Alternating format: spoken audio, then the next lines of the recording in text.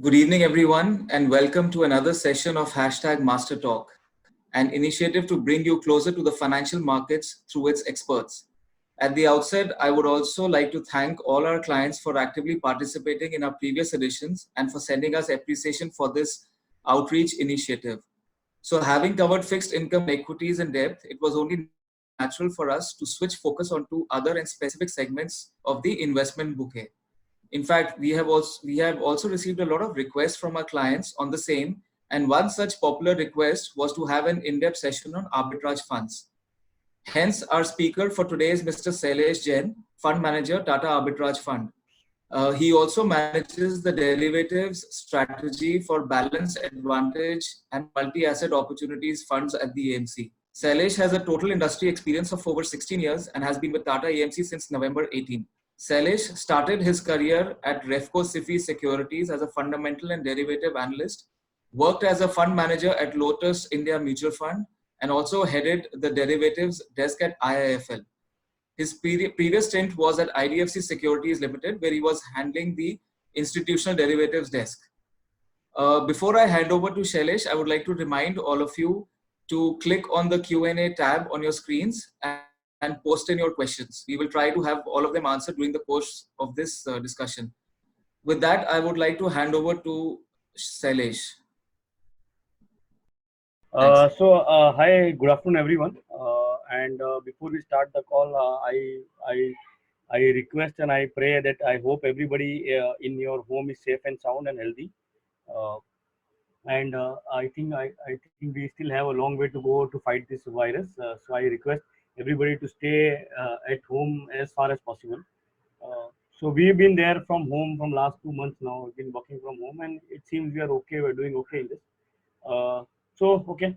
So let me take through the arbitrage module, what it is all about, and what have we been doing. To start with, let me take you through the. So we started this fund way back in 2018. That was in November when we launched this fund. Uh, and so, in case if you are not able to hear me, just let me know. Okay. Hello. Yes, Shailesh, you're Yeah. fine. You're fine. I'll let you know in case there's any issue. Yeah, done deal. So, okay. So we started way back in 2018, this fund that was in November, and it has been like a year and a half now. And what has we have achieved in this 1.5 year is that yes, our AUMs have gone up from 58 crores in the NFO to 1200 crores now. Uh, so in terms of percentage, we are probably the fastest growing arbitrage fund in the street. In 1.5 year, we have actually been 20x now.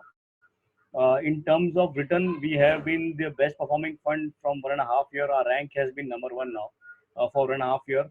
In terms of another stats, there has not been a single day when we have even gone to quartile two.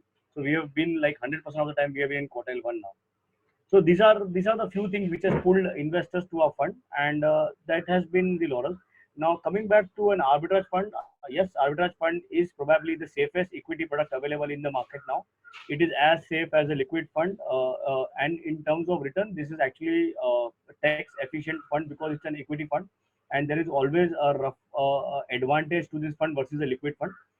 In short, if I want to just say that this fund will logically post-tax return should be around 100 bips higher than the liquid fund, then it makes a lot of difference in a lot of logic to put money into this arbitrage fund. Now, let me take how the arbitrage fund works and what is the portfolio construction. So arbitrage fund, if I put it simply, is divided into three modules. First part is obviously the fixed deposits which you keep, that is used which with the NSE designated banks, and those fixed deposits are kept because we need to place them as a margin to buy our to short our futures. So that's part A. Part B comes in the equity, that is the cash future arbitrage. I would reiterate here that everything what we take here in this part, that is the cash, which I mean the equity part, is all hedged. So the moment we buy a long share, 100 shares of Reliance in the equity market, it is completely hedged with the future market. So there is not even an instance where a single position is open, not even for a second. So in short, if I say everything is hedged, everything is foolproof, in the fact that it doesn't have any price bearing on this fund. So irrespective of whether the Reliance goes up or the stock price goes down, we will have no price risk on this fund. So that is around 65% minimum is our holding, and it can go up to 70% as well. Now coming back to the third part is the debt portfolio what we have, which is around 7% of our portfolio, 7 to 8% depending on the market condition, and that position is divided between two. One is a debt paper what we buy, and second is a CPLO or a repo rate. Uh, so this is the broader structure of the fund. Uh, अगर आप देखेंगे तो bulk of the money अगर आप देखोगे तो comes through from the cash future arbitrage, because there is where the bulk of money is made because of how we capture in the returns. Now what we have done versus the others, and why we have done better than the others, if you put it simply, we have a portfolio approach to our arbitrage fund. One that we move our money very swiftly between the market capitalization, that is the large cap, small cap positioning, and which means that money moves between large cap, small cap, and the mid cap, depending on how we are seeing the market, which market capitalization is in fancy, and who is doing which sector will do better, or which sector will be which market capitalization will be more volatile. That helps us because volatility helps this fund to churn. The quicker we get out of a stock, there is a high chance of making better returns. And if the sector or the market capitalization is in favor, it gives me a better rollover yield. Now the second part comes in the sector selection and the stock selection. So here we put a lot of trust in what stocks we are picking in our portfolio and how much should be the allocation to a particular sector and a stock should be. So that helps us because if a particular sector is in fancy or if a particular sector is in in a volatile phase, it gives me the opportunity to get in, get out multiple times in the stock. So it is basically nothing but in a financial term, an asset turnover ratio. So how quickly you can turn over your asset. And the third biggest part, if you put it simply, is the corporate actions. So how well you can anticipate a company's balance sheet, how much can it pay the dividends, and if there is a corporate action, how quickly you can assess the corporate action, whether it is worth to take a trade on the corporate action or not. So dividends, we have been fairly successful in analyzing dividends, anticipating dividends, and putting a trade against the dividends. So the more trades we are in on the dividend, the better is for the fund's performance. Uh, so broader, this has been the performance for us. This has been the more or less the infrastructure or the structure of the arbitrage fund, what we have been doing, and why we have been doing so good till now. Uh, I think I have more or less explained. If there are anything which I missed out, I think probably I can take it more in depth.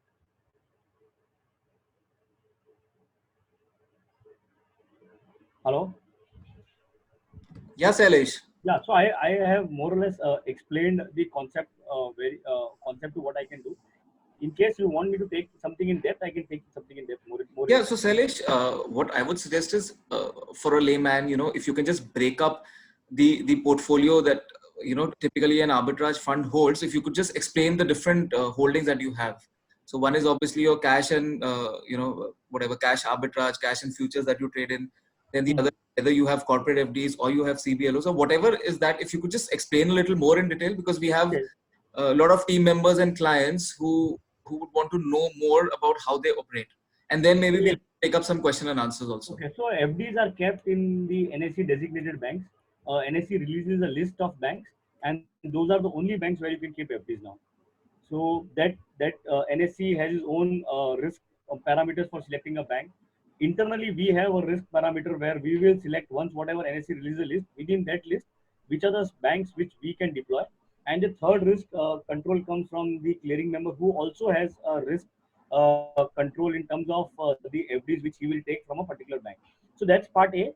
On the debt paper, what we have done, we have mostly taken sovereign names. So my debt holding, if you see from the fact sheet which is available, most of the names are government names. So my debt portfolio, which is around 7% of my portfolio, has papers like Power Finance, REC, LIC Housing, ICFC, ICICI, and NABARD. So these are the major names what I have. I am sure, and LIC Housing. So so whenever I have taken, I have ensured that either it's a sovereign or a triple N name when I take in a debt portfolio. So I have not chased yield when I go and buy debt paper. I want a safety element before the yield. And obviously, the third part which I told you, which I think is clear, is the cash future arbitrage. So that is the bulk of my portfolio, the cash future arbitrage, because it's an equity fund. You need at least minimum 65% investment into an equity on the equity side.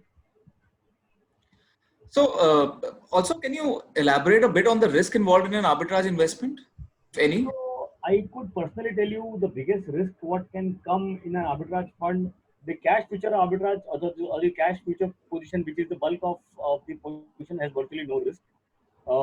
I would not risk even the FDs where we keep as a risky instrument because normally those are a well high net worth bank which are even the exchange has agreed to upon. And the risk which can come is obviously the debt instrument which people buy in the arbitrage fund. We have ensured that we will stick to the sovereign names or the AAA categories, and we will not be chasing yields. There has been instances where people have gone down to AA, but we have ensured that we will not go down to those levels. So then, if obviously it's completely hedged and the quality of debt is high, then why would one see negative returns in an arbitrage? What I think conditions would you see arbitrage returns going negative, even if it's for a short period of a few days or whatever it may be? I think this is a misnomer which I think everybody should bear in mind. Sorry for that. The fact is that it's an equity fund if you put in simple terms, or it's an accrual fund. You cannot see this fund on a day-to-day basis. That's one thing which everybody has been doing. See, this fund makes money from the differential in the spread that is between the cash and the future, right?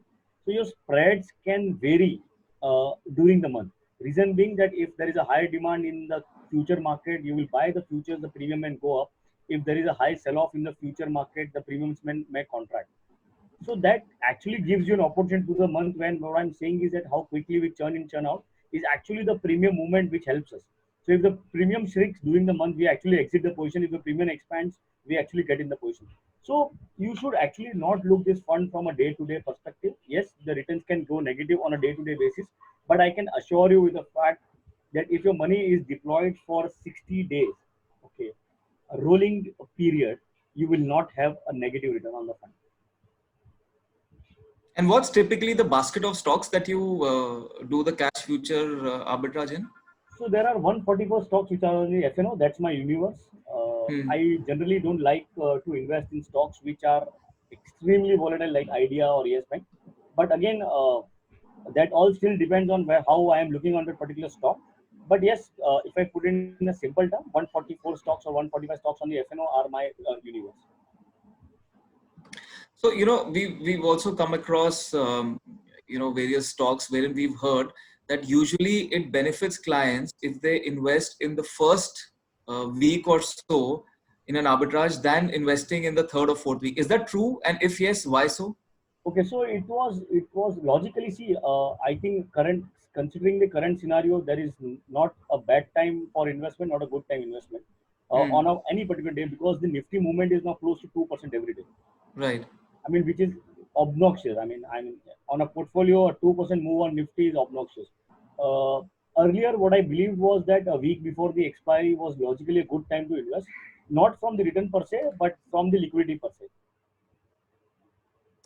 Any time a week before expiry the rollover starts, so you will have a very high liquidity in your futures market, and that helps you to deploy any sum of amount of money into the arbitrage. So, when I look at advising arbitrage funds to clients, and we all face this dilemma: why one arbitrage over another? Because the returns are fairly similar, and obviously you're all fighting for the same space. So, are there any specific parameters? Obviously, quality of debt could be one part of it. But if I want to select an arbitrage fund, are there any specific parameters that I should look at? Maybe an ideal asset size, which is more liquid, more you can be quicker and more swift with taking those positions. So, are there certain parameters if you were to advise people what kind of an arbitrage fund to consider and what factors to look at? If you So could yes, just elaborate on those. it's a very good question. I think what you have asked is actually very very logical, very very intriguing, and very very interesting. The fact is that yes, so I would actually put it simply that all mid cap funds are mid cap funds. Everybody is chasing the same mid cap basket. Still, the performance varies a lot, right? Right. The performance variation between an X arbitrage fund with an Y arbitrage fund may be lesser compared to an equity fund, but yes, the differential is there. Let's take our fund.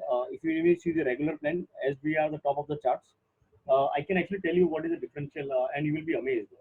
So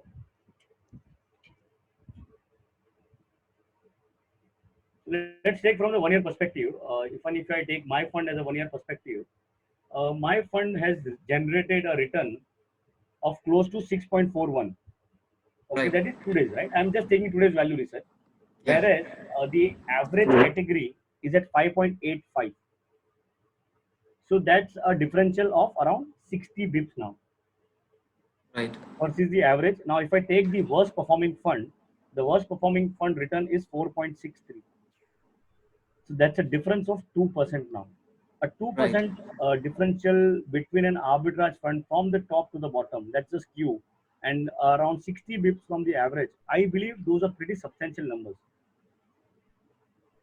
So what you need to look is, yes. I would actually add that anyone who has managed the fund well from a 1 year perspective, where you have not seen too much of volatility on a month on month return. Okay, don't see the daily return, but a month on month return, and his debt portfolio is very stable, should be the first filter for selecting an arbitrage fund.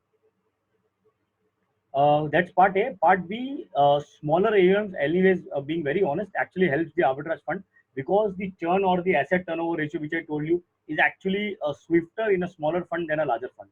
So I would, if you personally ask, I would actually not look at funds which are beyond 3,000 crores. At Beyond least 2,000 crores. beyond 3,000 crores as my first preferences. So I would, again, that doesn't mean that any smaller fund will outperform better. The whole objective is that somebody should be in existence for at least in a year. His debt portfolio should be smooth. And even if I look at a 3,000 crore fund, his return should be stable. I mean, it should not have too much of volatility. So for us, what has worked well, our returns has been the most linear. Our outperformance has been phenomenal versus the peer, versus the index, versus the benchmark, anyone. And our debt portfolio has been the most stable. And that is the only reason my AUM, even in this month, okay, even in this lockdown, has actually doubled now. So March opening AUM was around close to 610 crores or something. Today we are around 1,200 crores now in 1.5 months now. Right. So I think that works beautifully well. Again, which doesn't mean that you don't invest in the larger names because you will still need some margin of safety when I talk of. And that's how everybody has been doing. So the whole idea is that you can always distribute a larger share of your money in the ones who are performing much better. Right. So I have a question here. What is the churning rate? Am I able to explain you well? I mean, Yeah, yeah, absolutely. okay, Absolutely. okay. There's a question here. I don't know how relevant it is for your fund. What is the churning ratio? I don't know. I think It you has to should be actually, high. this is the reverse of the equity fund. Absolutely. Higher the churn, better the performance. Absolutely. Yeah. So tell me something, Shailesh. You are a derivatives expert. So this is outside your what you're handling. What sectors are you looking to short right now? If I were to ask you, what sectors, what segments So are you again, these are as everyone says. Let me put a condition to it. These are my personal view, not the house view. right? Okay, so let me put a disclaimer to the fact. So what I really don't like with the fact is that yes, autos are still struggling. I think it will take a long time for autos to recover. Clearly, being those are, if I put it simply, discretionary expenses which can definitely be put off. Other theory says that because the public transportation will be less used, people will try to buy more smaller cars. But even if that theory is true, the value proportion sales will actually come down for autos. My sense is that that's one. Metal is, I still feel, are slightly struggling with the fact that they need an economy rundown or a large move in the economy for a metal stock to spike up. What I really like is I really like the chemical sector, considering the fact that people will have a balance out effect across the globe where their dependency on China logically should come down with the fact that they can't depend on this kind of things happening again. So that will be a good part for us. What can work well for us? Obviously, the pharma sector, which obviously everybody is aware now. Pharma has moved up very well. Last month was the biggest out. Last 1.5 months has been the biggest outperformance performing sector. I think we will not have a similar run going forward, but yes, this is a sector which will keep on doing well from here on, provided the fact that we actually uh, take care of the available opportunities. We should not lose this kind of opportunity. I mean, there should not be any hindrances. People moving to India. Yes, you should also understand the fact that everything will not move to India and everything can't move to India. But opportunity should not be missed out. And that is what even Mr. Narendra Modi has been saying, that you have to be self or Atmanirbhar, or the whole objective is that at how much dependency should go down on any other sector or any other country, and that will actually ensure people coming to you. Electronic is one more sector. Obviously, there are very few companies who are listed in the electronic segment, but whoever are there are started moving up their segments here. My sense is that what I still like, okay, which will still be a differential factor, is that I still like the large banks. I am aware of the NPA factors, that yes, NPA factors can hit in very largely. But one sector which I think will not change uh, the mechanism is the banking sector, because irrespective of how you trade, whether you use paper money, you use currency money, you will still need to go and knock the banking doors. Yesterday's government moves or the FM moves were actually pretty decent. They have are started helping the MSME segment, and I think that will actually try to control some of the NPA problems Right. to some extent. So I think this is the broader sense what I like. IT is another sector which I think is a stable sector, which will not be so. Yes, the earnings will fall for IT, but again, you are still pretty sure of the earning factor. But I would still not put too much of money on the IT. My still picks would be. And again, I am still betting on the infra growth. I think once the virus slowdown happens, then considering what government has been doing, there will be a lot of thrust on the infra factor or infrastructure. And I think cement companies will still logically, because of the valuation, they will still do good from here on. So again, these are my way of looking at things. Again, I would recommend one interesting fact which I think everybody knows, but still I think it is still lacking in practice, is that whenever you have this kind of scenario happening in the market, you should logically stick with the market leaders. Never go off because the price have fallen off. Please don't go and run to buy something which is cheap, can actually get cheaper every day. So market leaders are generally, that is why they command a premium, because at least in a downturn, because of their balance sheet size or their healthiness or their ability to convert sales, will still do better than still the non-leaders in the same sector. Right. So, in fact, that is what our advisory has also been here at Mastertrust, that stick to blue chips and large caps, because they are best poised to participate in the rebound as and when that happens. Right. Right. So, Sailesh, I think broadly we have answered most of our participant questions. If there are any other insights that you would want to share or anything that you would like to talk about, please I feel think that. I think considering the quality work what you people are doing, I think arbitrage fund as a fund should be a part of your portfolio, of anyone's portfolio whom you're suggesting. Clearly, because one, this has immense liquidity in terms of exits, because it is just a 1 month load what we have in on the fund. And point is that the capital logically is still protected. These funds have no credit downgrade risk, no credit default risk, and Right. that actually makes that actually stands it out. So my point is that you look this fund from the per se, that is it competing with the liquid fund? Is it competing with the savings rate? I mean, yes, when I compare this with the savings rate, this is actually fairly outperforming the savings rate. I think probably even a 2%, 200 bips, it will outperform the savings rate. Eventually, you will still be taxed on the saving interest what you will be making, but here, because it's an equity fund, they are not taxed as an income. It actually, they go into the long term and the short term. So that is what I would actually recommend everybody looking into it. This can even compete with your fixed deposits, considering the fact that even if it is as secure as your fixed deposits. I mean, again, there will be a theories. So I would recommend that debt portfolio viewing or scanning is the most important factor. Rest, I think this category, because of the way it is done in last 10 years, 11 years, 15 years, I think this category is going to stay. Developing market, India considering developing market, you will have a lot of volatility in the market, and a lot of opportunity will always remain in the market. So also one point that comes to my mind is, which maybe it'll be good for you to clarify. There was a huge redemption even from arbitrage I funds was when we waiting for this question. March. I think almost 25-30,000 crores. Yeah, Almost an 80,000 plus segment, you came down to about 50,000. yeah. Could you explain that, why it would have happened? And obviously now it's stabilized and money started to flow back in, but what could have happened and how were you faced at that moment as So a in fact, to put in stats, if March, when the outflows happened or when the returns were negative or whatever the rumor was, I had the best of the month in that period. So my returns were, I think, close to 10.5% now. April was again very good for me. So it all depends on how you prepare yourself for those kind of things. What actually happened in that period was that when this outbreak happened, nobody was aware to the extent of these things can happen now. So when you are not aware, or when you are left in a room which is when with a blindfold, you just don't know where is the wall, where is the window, where is the door, right? That is exactly what happened in the market. Nobody was aware of what is the extent of outbreak. Considering India, considering the density of the population what we have, we thought of the fact that this epidemic can actually get worse. Thanks to our PM Narendra Modi, that he took a aggressive step of stop of lockdown very sooner than the whole of the world, and that helped us. So what happened was that there was immense selling in the future segment, and generally, what you see why this selling was in the future segment, it is because most of the retail and the prop guys, or the HNIs or the retail, they are normally long futures, they are normally short futures because of the leverage. So whenever this kind of things happen, they were just shorting or they wanted to short. Obviously, there were other participants along with the HNI and the prop. Even the Insti came and shorted the future market. The whole idea was that the supply was so high in the futures that it started going into a discount, or the futures were quoting at a discount to the cash market.